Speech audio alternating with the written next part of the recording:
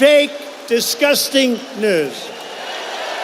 We talked at the top of the show about Donald Trump's efforts to erase reality. And this week, he's doing it with history, at least certain types of history. The administration bringing back 2 Confederate statues, including the only one in D.C. honoring a Confederate leader. It was toppled by protesters in 2020. Defense Secretary Pete Hegseth is also returning a statue depicting a woman as Mamie that critics say whitewashes slavery. We recognize our history. We don't erase it, Will. We don't follow the woke lemmings off the cliff that want to tear down statues. We're not tearing stuff down. We're done with that. We're putting statues back. We're putting paintings back. We're recognizing our history. We're restoring the names of bases as we've done across the country because we're proud of our history. Hell yes. So let's talk through this a little bit because, again, history here seems to be subjective and in the eye of the beholder. Right. History for thee, but not for me, but not for thee, kind of thing. I mean, Hegseth, I can't even go with that. He should get himself a drink or something. But what? She's a nasty woman. She's a really nasty woman. Well, it's hard to make the case that you're not trying to erase history when we see the images of them being toppled, by protesters. Right? But that's people. If you want to remove statues, which not every monument needs to stay where it is forever. We can all agree that. they don't. But let's remove, if they need to be removed, let's do it in a very orderly manner. Let's do it by a vote. Let's have remove them at all. And by the way, that statue that they're putting back up is going to be toppled again. He was a Freemason. He was a big Freemason too. I love watching them statues get toppled. I love it. I don't even know why we need to pretend like there needed to be some orderly way to do it. That was the bomb. It was.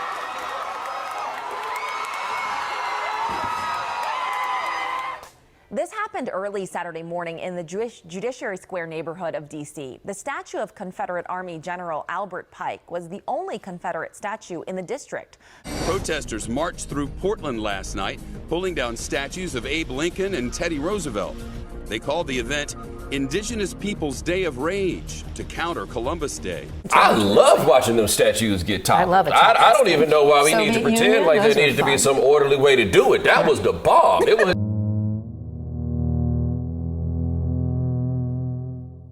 My question in this real time is, who asked for this? Who are the people that were just clamoring for putting back up Confederate statues? Who wanted to change the name back to Fort Bragg? Who really cares that much outside of Stephen Miller? I think a lot of things have been said here that are true. I think there are people who want them back. I would agree. I'm saying to the point where you care enough about it to actually be done. There are people. How many people are we really talking about? I got some I think there's more maybe than we think. Yeah. Now, if that's what they wake up every morning thinking about, no. But on the top 20, perhaps. I'm just saying, I gotta, as someone who grew up with the Klan rally every year in their hometown, I think there are people here who are frustrated by it.